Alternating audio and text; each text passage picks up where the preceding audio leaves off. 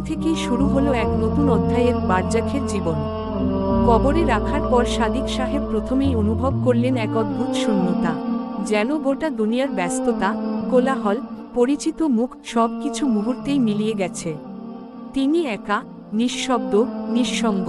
তবে কিছুক্ষণের মধ্যেই তার চারপাশে ছড়িয়ে পড়ল এক অপার্থিব শান্তিময় আলোর আভা। এক ধরনের প্রশান্তি, এক অজানা স্বস্তির অনুভূতি তার হৃদয় ছুঁয়ে গেল।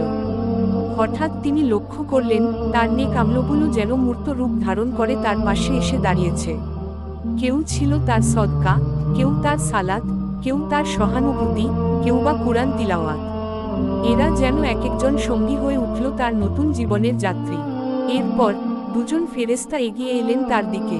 তাদের চেহারা ছিল অত্যন্ত সুন্দর ও শান্তিপূর্ণ। তারা ছিলেন মুনকার ও নাকির, আল্লাহর পক্ষ থেকে প্রেরিত জিজ্ঞাসাবাদকারী ফেরেশতা। সাদিক সাহেব